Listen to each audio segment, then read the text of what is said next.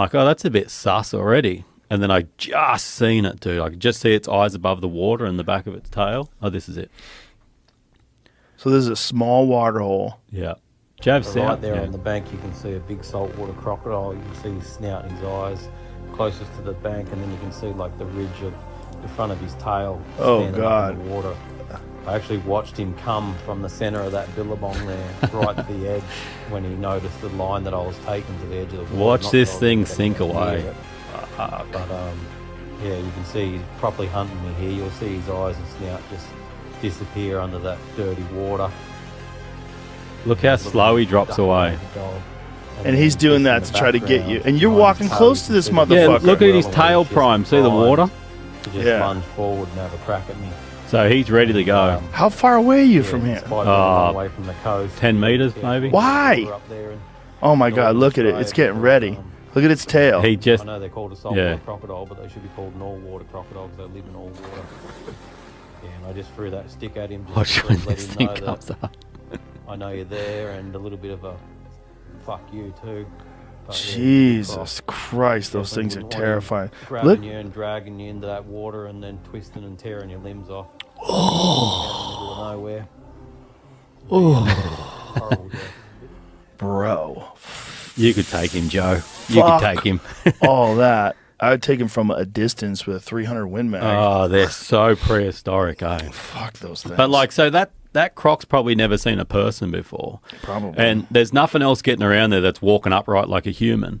But I was still food. I was still on the menu. Everything's on the menu. Completely on the menu. Yeah. Whereas if you see a lot of other animals in nature that have never seen a person. You're not on the menu. Well, no, you're so foreign that they just want to get the fuck out of there. Right. And he could have sunk down and turned around and sunk into that water. I would never know that he was there.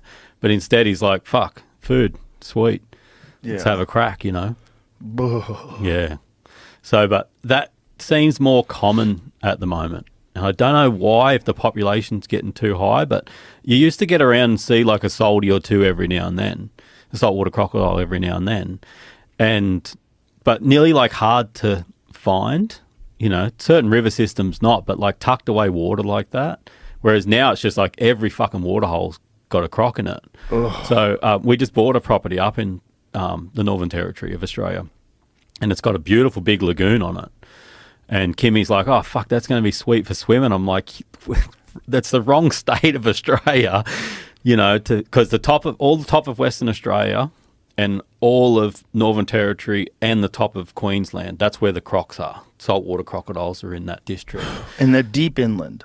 Yeah, they can be. Yeah. So, and this property that we've purchased is inland as well. But they get pushed in there, like the Northern Territory will have a big wet season, water will rise, like over the top of the land and everything like that, water will rise, and those big salties can move into a little water hole where they've never been before. So you might have a property and being like, nah, this water's sweet, and then the next year there's a big salty in there. And they can go for a year without eating. They'd be freaking desperate if they did. Like, you're definitely on the menu if they do that. But, I mean, that's just an extraordinary animal. Yeah. I mean, evolution just has honed those motherfuckers to a razor's edge. Oh, yeah. Yeah, I think I told you about the story where, like, I shoot a big boar pig and, like, the arrow zips through it and it just dropped over onto the riverbank. And I walked over there with another arrow just to see if I had to follow it up. And so I walked up and, like, I'm like a meter above it. Anyway, it was just on the side of the water, like not in the water, just on the side of the water. And it was just, like, in the final stages of its life.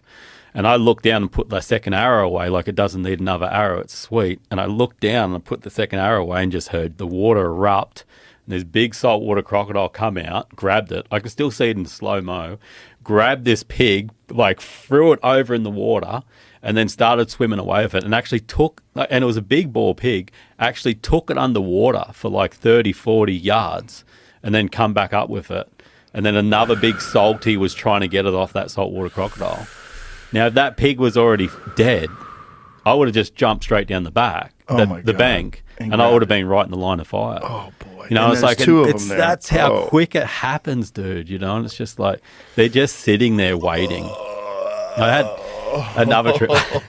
I love these crocodile stories because they're so fucked up. They make my skin crawl. Like 120 kilometers across like inland Northern Territory. And, it was funny because, you know, when you're in society, like back at home, you've got all the different things going on, whether it's bills, kids, you know, just 1,000 things going on, work and stuff like that. And Kimmy really enjoyed that trip because all you had to worry about every day was water, food, where you're going to camp. But with water comes fucking crocodiles because you have to go down and collect the water. Like we're walking 120 kilometres. You can't carry enough water for 120 kilometres. You literally fill it, and it's stinking hot. So you're filling your water bottle up multiple times a day. And I'm like, you stay back here and I'll race down, watch the bank where I fill the water up at. And because you're looking over this water hole, like even with binoculars, glass in it, you can't see a croc anywhere. Like during the daylight, like you can't see a croc anywhere. And I go down, and I'm fast. Like I don't muck around down there. You go down, you scoop up the water, and it's dirty water. You can't drink it.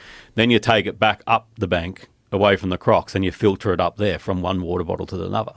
So anyway, I race down there. I scoop up the water. I'm halfway back up the bank, like way away from the water though.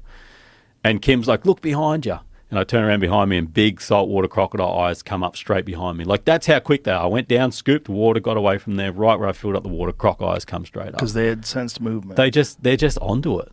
They're probably looking at you the whole time, you know, but you just can't see them. Fuck that. And then, but at night time, like you'd shine a torch around and it's just like red eyes everywhere. So during the day, there's like, you can't see a croc, and then you shine a torch in a water hole at night and there's just eyes everywhere. Do you feel safe in a tent?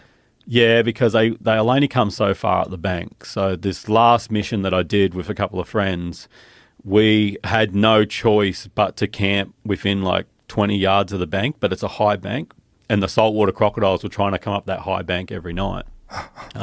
So we end up running fishing line, you know, like 3 or 4 inches off the ground, and like tying tin cans and like whatever we could that would make noise across there, just so you'd hear them coming up overnight. Oh. Yeah. So that's uncomfortable. Yeah. For some sickening reason, I still sleep fine. But that's really uncomfortable. But generally, you're 100 yards up the bank. They won't come that far unless they're really desperate. So I had a buddy tell me that he'd had crocs travel 200-300 yards up a bank, and they took his dogs off a chain. Like they actually ripped the dogs off the chain where they were locked up. Oh. But he was like camped there for weeks and weeks sort of thing. So the crocs were patterning it sort of thing. And that's what they do. And that's why you don't fill up water at the same place like twice in a row. Oh. Yeah.